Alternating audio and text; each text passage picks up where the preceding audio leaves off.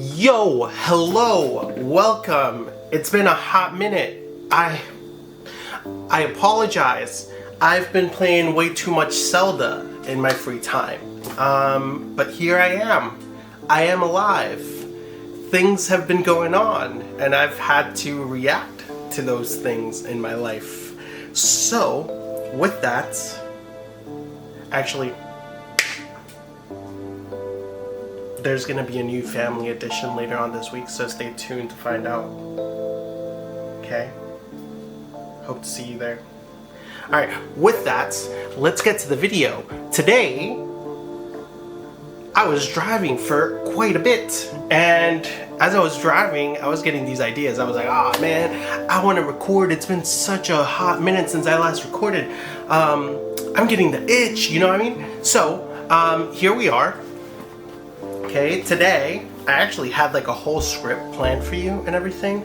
I wanted to make it as professional as possible, but that's not what we do around here. So take it as you wish. Okay, first take. So here we go. I'm gonna talk to you about one of my favorite mangaka, and his name's One, and you probably already know him from One Punch Man, Mob Psycho, right?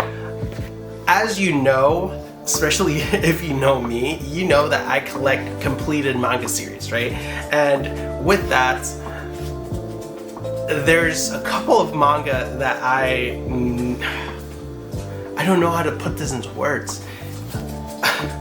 Alright, I'm having a really hard time putting this into words, okay? Maybe I should have stick to the script, but if you know me, you know that I collect completed manga, right?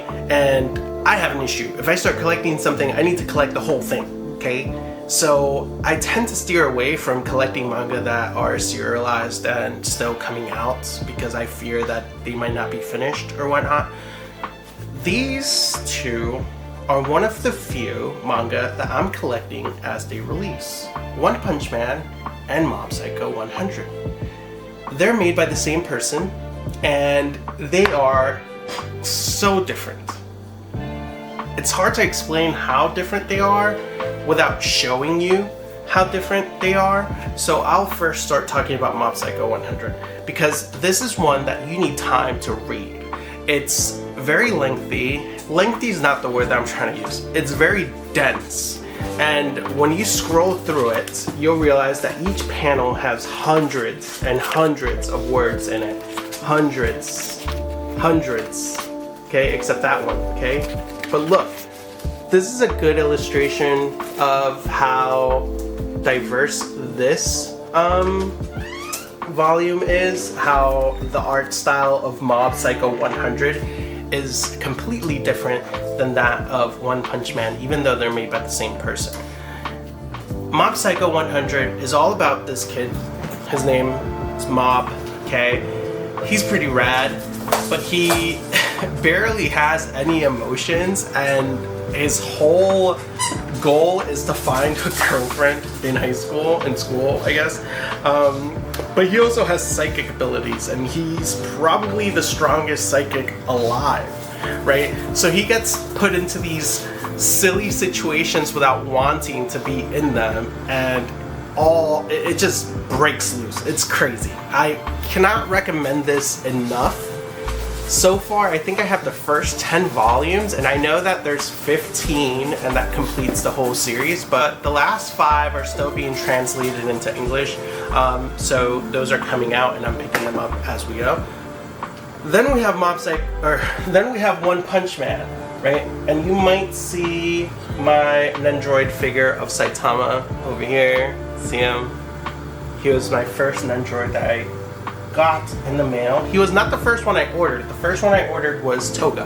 But nonetheless, here's One Punch Man, all about Saitama, a superhero who was not born with superpowers, but he trained hard every single day to become the strongest superhero, and he becomes that person.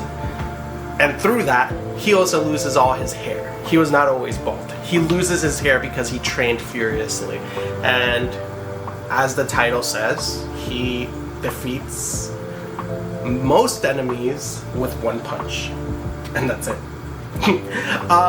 So far for this, I have the first 20 volumes. I know it's still ongoing, but this is probably one of my favorite manga to read while I'm in bed. And this is why. Like, look, compared to Mob Psycho, this is not dense at all. Like, this is just action. Like, it's just action, and it's very expressive with the art. There's not a lot of dialogue from panel to panel. It just moves with the action, really.